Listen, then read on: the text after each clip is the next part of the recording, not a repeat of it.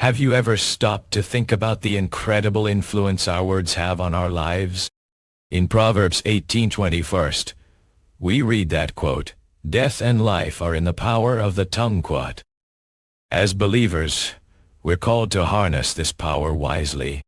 The words we speak can bring healing or harm, hope or despair. As we navigate the complexities of life, it's easy to get caught up in the chaos and forget that our words have the potential to shape reality. But what does it mean for life and death to be in the power of the tongue? Is this just a figure of speech, or is there something deeper at play? I want to explore this idea with you today, looking at the biblical wisdom that surrounds the power of our words.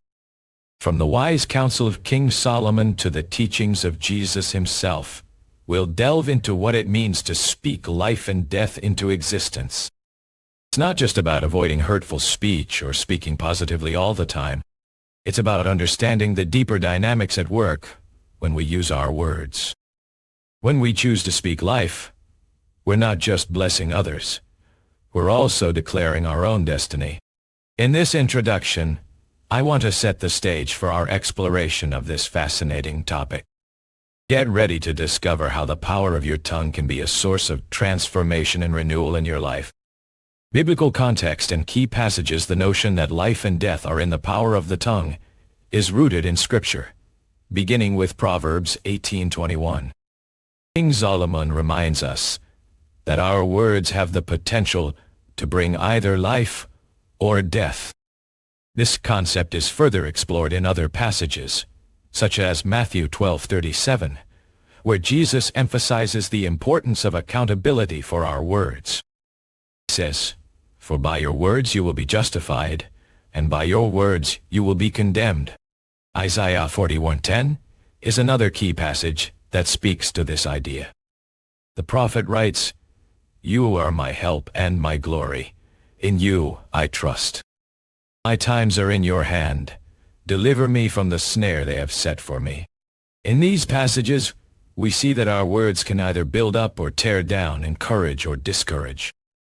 This is not just a matter of avoiding hurtful speech, but rather understanding the deeper dynamics at work when we use our words. As we explore this idea further, it's essential to recognize that the power of our tongue is not limited to our relationships with others. It also impacts our own spiritual well-being and destiny. The Bible teaches us that our words have creative power. Proverbs 18:21. We are accountable for what we say. Matthew 12:37. Our words can either bring life or death, blessing or cursing. Isaiah 41:10.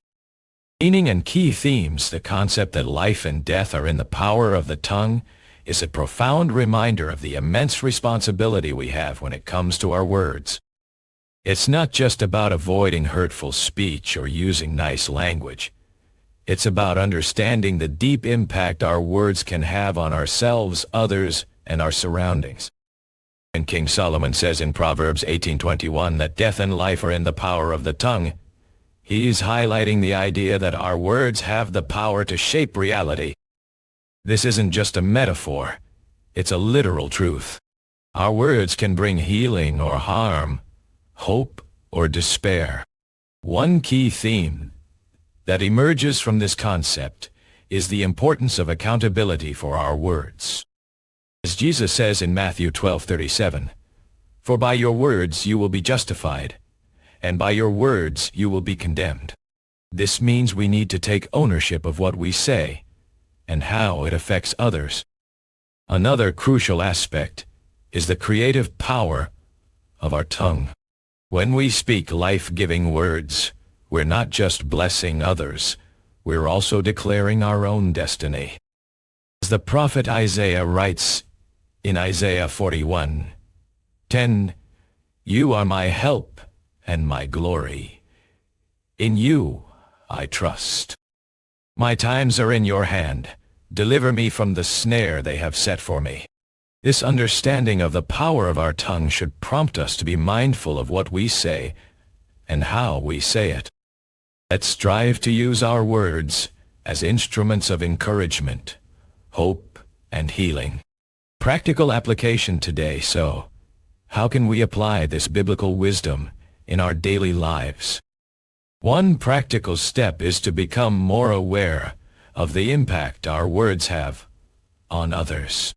Do you tend to criticize or encourage those around you? Another important aspect is self-reflection. Ask yourself, what kind of words do I speak about myself and my life? Am I speaking life, or am I speaking death into existence? A final thought is the importance of gratitude. Focusing on what we're thankful for can shift our language from negative to positive. By practicing gratitude, we can begin to see the world in a new light and speak words that bring hope and joy. Practice mindfulness when speaking. Consider how your words might affect others. Engage in self-reflection. Examine the words you use about yourself and your life. Cultivate gratitude. Focus on what you're thankful for to shift your language to positive. In conclusion, we've explored the profound idea that life and death are in the power of the tongue. As believers, it's essential to understand this biblical concept and harness its power wisely. Our words have the potential to shape reality, bringing either healing or harm, hope or despair. As we navigate life's complexities, let's remember that our words can be a source of transformation and renewal. By being mindful of what we say and how we say it, we can choose to speak life into existence, not just for others, but also for ourselves. Let's strive to use our tongues as instruments of encouragement, hope, and healing. As the prophet Isaiah writes in Isaiah 40:10, "You are my help and my glory. In you I trust." May we trust in God's power and provision, using our words to declare life, not death. So, let us choose wisely with our tongues, speaking words that bring life, hope, and healing. As we do so, may we experience the transformative power of our words.